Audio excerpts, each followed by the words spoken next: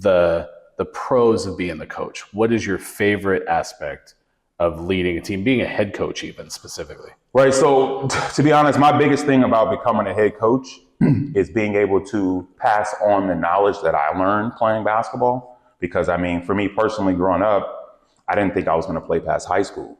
So for me to have the career that I had and, learn from, some of the best coaches out there, I just want to pass that knowledge on. That was my whole thing. Like my goal is for players to get past this league and go higher up. Like I really want to move players to higher leagues, just to be a stepping stone. What's unique about this league is, you can have some players who have no high school experience. Like maybe they didn't make grades. Maybe they just had other things that they had to do that they couldn't make the team, but they can come out here and we're not going to hold that against you. I feel like in other situations, there's some politics that's involved. It's like, they're not going to take you if you don't have any type of background. But here it's different because if I can see you can play basketball and there's something that I can do with you, then you have a shot. So I always tell every single person that comes through the door, play to your strengths. If you don't score, you don't have to come here and score. I'm not looking just for scorers. I'm looking for people that play basketball. So if I feel you have a unique talent or a skill, that's what we're looking for here. Yeah. You mentioned you didn't think you'd play past high school. Why did you think that was the case? I mean, just the way my career went, honestly. I mean, I played 7th grade. I got cut 8th grade. 9th grade, I didn't play because I had to pretty much watch my sister while my parents were at work. And my father didn't get my physical in time for me to try out. 10th grade rolled around. It was the same story, but I had a great coach who told me after tryouts was over, he was like, I'm going to wait for you. And I know tryouts is over. Come to practice and I'm going to give you your private tryout. So my career was almost over before it started because I didn't have a physical in time 2 years in a row, but he waited on me to get the physical. So like I said, I just went in there with a blind eye. I was one of the worst players on the team my 10th grade year, like starting out. So therefore, that's why I said I didn't think I was going to make it past high school, to be honest. I find this interesting because it doesn't sound like you had like a lack of interest in the game, right? That wasn't what was holding you back. You had some logistical hurdles and some responsibility hurdles and some familial hurdles. Mm. What was the most challenging aspect in that time frame you described, trying to get through as you kind of look back on that stage in your life? Well, to be honest, I didn't really have, like in my younger days, I didn't really have like the experience of organized basketball like a lot of people did. Like, of course, I used to play in the neighborhood. I used to play with the Boys and Girls Club of Oakland. And that was like where I got my start pretty much in basketball. We'd go to the neighborhoods and then my semi-organized was the Boys and Girls Club. So actually getting organized, I didn't really play besides 7th grade until 10th grade. Mm. So that was one of the challenges that I had to try to, adapt to what's going on because, to be honest too, I moved from the inner city to the suburbs and to go to high school. So when I got to high school, all these kids had some type of training already, or they were been playing organized basketball, CYO, since it was 3rd grade or something like that. And that was some of the challenges that I personally had to deal with and, overcome. So for sure. Share some of that lived perspective in the sense of like, how much harder is that than say what you've seen people who went through like the organized basketball from start to finish? Like how much of a leg up is that, if that is a leg up, to be able to be in that system? It's definitely a leg up. I mean, especially nowadays, like if you don't have a trainer, if you're not playing AAU, if you're not doing any of those things, then you're at a disadvantage because everybody else does. Mm-hmm. So when I was coming from where I did, coming to the suburbs, it was definitely a challenge because I had to learn, all the rules. Honestly, I had to learn how to cut to the basket. I had to learn how to do all these things that I didn't learn playing pretty much in my neighborhood or playing in the Boys and Girls Club, So that was definitely a challenge. And all these people, they did that for a long time. So, it was fine after, you get a hang of it, but it was just, being at a disadvantage. You got to overcome it. So. And who did you say that waited for you after tryouts? So his name is Matt Wildenbush, okay. And he was actually a really good basketball player. He was the JV coach my 10th grade year. He was actually a McDonald's All-American. And he went to Santa Clara University and he was good. Like, he was a really good basketball player. And to be honest, he saw something in me that I didn't see. And he was just like, nope, whenever you get your physical, whenever you can come out, just come to our morning practice. And I remember going, it was interesting because we practiced at 6 a.m. that week. And I was getting dropped off in the morning, before the sun came up, and we're all out there, and I just get pretty much thrown into the fire because not only am I coming after tryouts, but these guys have literally played together since, third grade, fourth grade, fifth grade, because all these people are from the area. I moved there from out of the area. So I didn't know any of these people, how any of them played or anything. So that was a challenge. But Matt Wilgenbush honestly was a big part of the reason, because if he didn't do that, my career would have been over. Right. So. Sounds like big, momentum shifter for you. Obviously, he changed the course of your life. Yeah, for Consider him a mentor, or do you have other mentors that have been more impactful, or some mentors who have for been sure. So Matt Wilgenbush is definitely one of my mentors. Also, Glenn Stoneberger.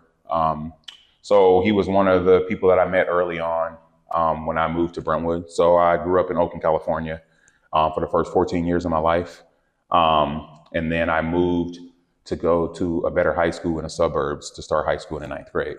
So when I got there, that's where I met pretty much Matt Wilgenbush, Glenn Stoneberger, and Mark Johnson, who were pretty much my coaches throughout my high school career. But Glenn Stoneberger is somebody that I'm still close to today. He's the godfather of all three of my kids. And we keep in touch for sure. How big is that for you? Like, how important is that for you to stay in touch with? To be honest, it's very important. I learned a lot just outside of basketball from him. He's a business owner. He's a farmer. So the town that I moved to is called Brentwood in California. It's known for our corn.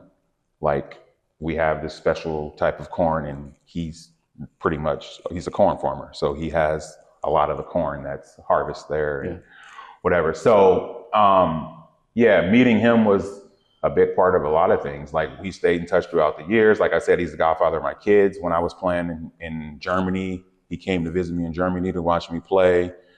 He just really taught me a lot of things about finances, about, a lot of other things. So we definitely keep in touch now. My wife worked at a cookie store in high school. Doesn't really like cookies anymore. Miss Fields? No, it sounds smaller than that. But probably wouldn't eat a Mrs. Fields cookie either. Do you like Miss Fields? I did. Okay. We might have to have a cookie ranking later on.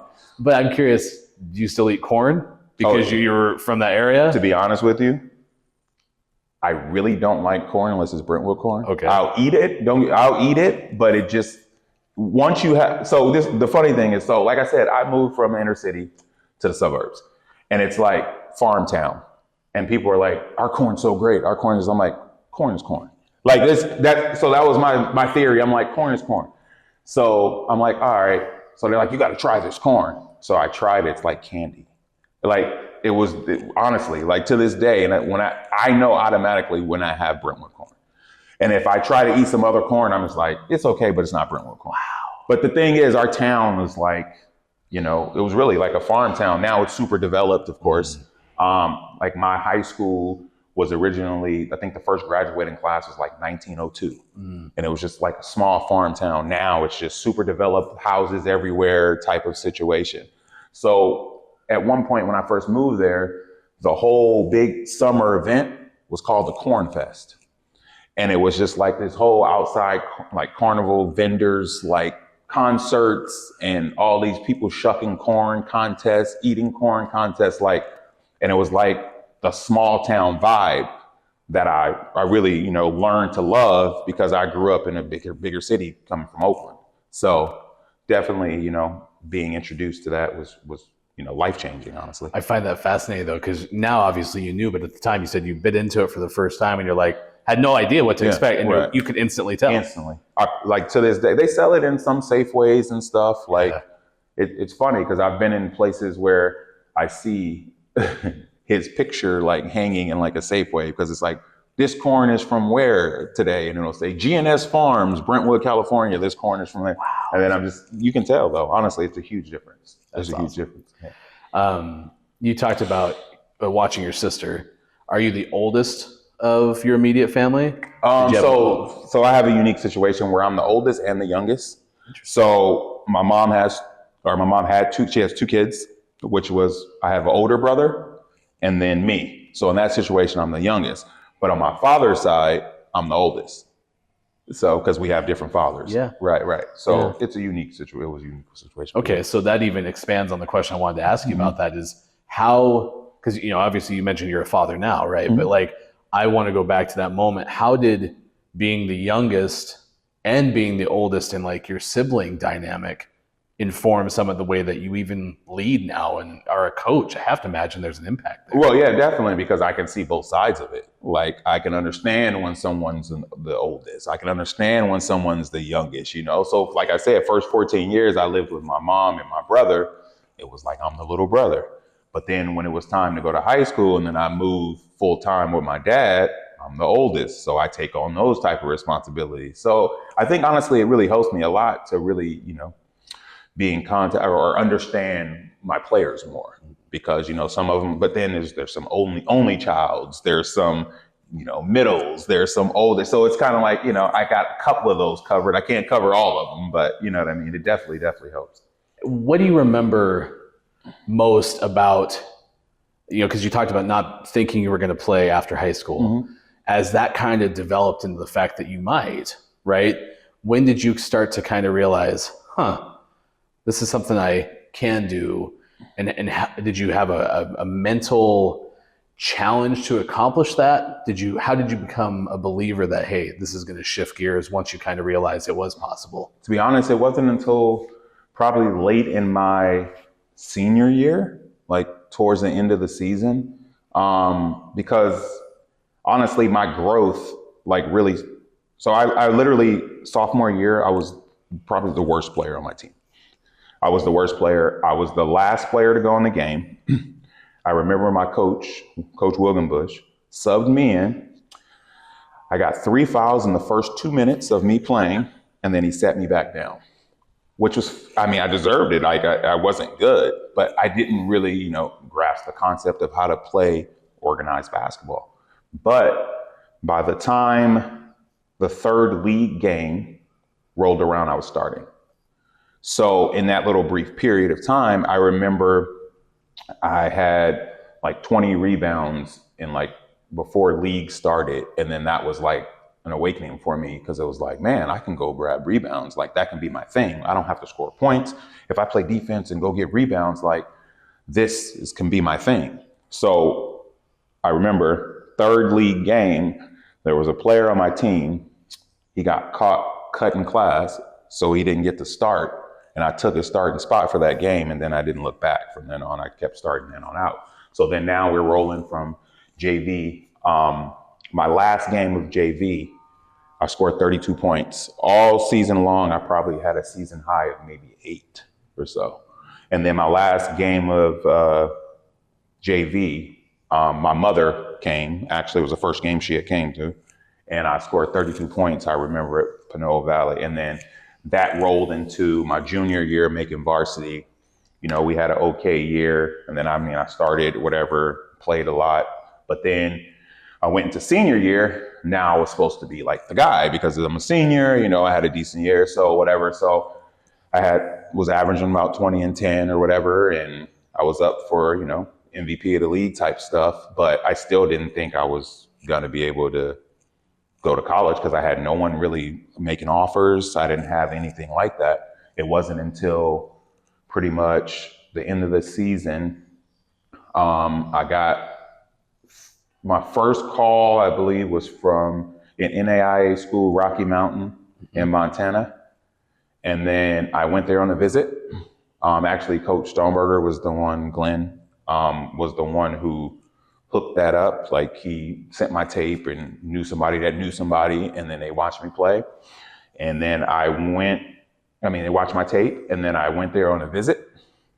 And when I got there, I played.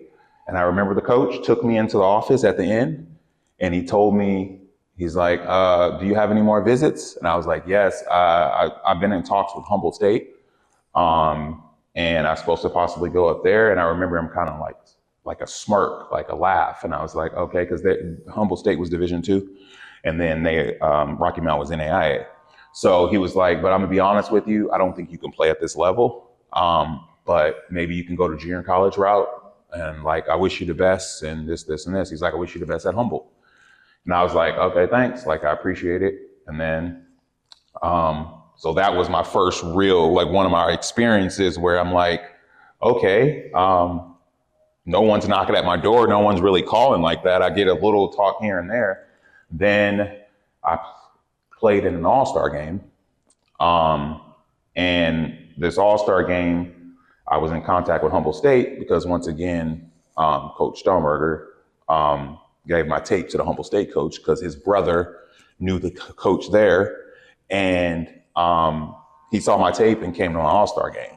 So that's why I didn't really have many offers at that time. So therefore, it was kind of like, I didn't really know what was going to happen. Honestly, I literally went to the local junior college and took all the placement tests and everything because I thought I was going to go play junior college ball at that point.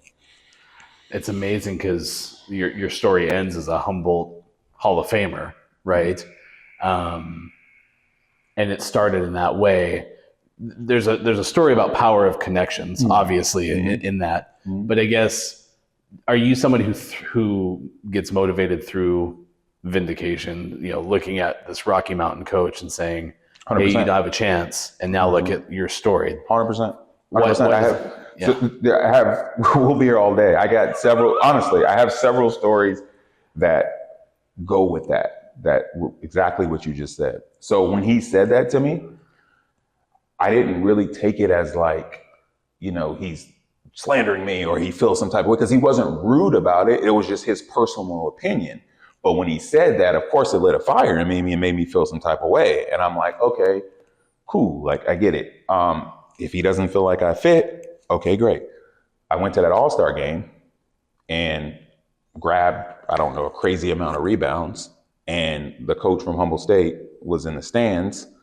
And at the end of the first quarter, I remember vividly looking up to the stands and he's on the phone. And I'm like, you're here to watch me play and you're sitting here on the phone. And I'm like, what's going on? So I talked to him after the game. He said, during the game, I was calling the assistant coach to tell him that we need to invite you up for a recruiting visit because we're very interested. So that was what was happening when he was on the phone in that situation. And that, by him telling me that he doesn't think I can play at the other coach at Rocky Mountain telling me he didn't think I could play at that level, made me go extra harder in that game, you know, and then, you know, whatever, the rest is history. But to back up a little bit, I said I played 7th grade organized basketball. 8th grade, I was cut. I went to one tryout and then the guy told us to come back.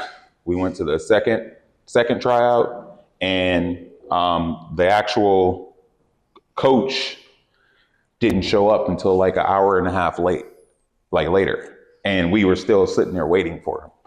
And I waited and then he still like ended up cutting me that time. So fast forward, I ended up going to Humboldt State, whatever. We were in Eureka, California, and there was this big high school tournament that they have at Eureka. Eureka's 5 hours up north from the Bay Area where I grew up and went to school. So we put on, like, they asked some of the local people, like the local college guys, like us younger ones at the time, I was a freshman, to come to this high school tournament and do like a dunking exhibition, like in between games for the fans and stuff. So we did that. We put on a show, like it was fun. Like we're dunking, making all our dunks and the crowd going crazy, you know? So as I walk out of the gym, mind you, this is 5 hours north. As I walk out of the gym, like people are coming up to us. They're like, oh, you guys did such a great job. Like that was fun. Like, where are you guys from? And then I'm like, oh, I'm from Oakland originally, from the Bay Area. He's like, guy looked at me, he's like, man, you look familiar. And I was like, yeah, I mean, I am. I'm from the Bay Area. And he was like, me too. And I was like, yeah, I remember. And he was like, what? I was like, you don't remember me? He said, no, I don't remember you. I was like, you cut me 8th grade. And then I walked out of the gym. I'll never forget that moment. You would think like just that type of stuff, you know, that motivation, but it's just funny how the world works that it happened that way. Right. Yeah. That's that's a real powerful story. And just like, you can line it up on a timeline. Right. It's just neat. Yeah. You've mentioned her a couple times, and then you put on our website, your hero is your mom. Yes. Why'd you say that? Because I mean, she was, to be honest, she passed away about a year and a half ago now. But she was a single mom for the most part. My dad was around, like I was always in contact with my father, but him and my mom split up, and then he went, got married and then had other kid or whatever. So I was living at home. So it was me, my mom, and my older brother. So my mom pretty much, did everything she possibly could to raise us. So she made every sacrifice, possible to make sure, we had the things that we needed. So she was a very strong woman. So therefore, she'll always be my hero for sure. Yeah, I'm sorry to hear she passed. Thanks, I appreciate it. Yeah, and you said on this on the website, so I'm assuming this is probably long-standing over your Capitals career. So she was part of that too. Did she get to watch you play here, coach here as well? She didn't come to any games here. Yeah. But so the crazy thing about that story is I found out that she passed away on February 19th. And that was like a couple days before I actually started my head coaching career here. We went up to Canada like 2 days later to play those games. But it was, you know what I mean? The way that I honestly look at it is the fact that I was blessed enough to have the time that I did with her. So for me, that's special, the bond that we are able to have, because to be honest, I had at her memorial, my middle son, Zion, just out of the blue one day to me, he said, "Oh, Dad, I can see you're sad because of Grandma Iris passing away." And I'm like, "Yeah." And he said to me, how old was he? He was 4 at the time. And he said, "At least it didn't happen when you were a kid." And I was just like, you're absolutely correct, because I wouldn't have been able to experience, up into my, 30s, late 30s, to have that bond with my mom. And it really opened my eyes a lot when he said that to me. So those damn under 10-year-olds who are so for wise, sure, and for then sure. I'd be under 5, Right, for sure. Iris, beautiful name, by the way. Thanks, I appreciate it. Kevin, pleasure. Appreciate it. Absolutely. Thanks for having me.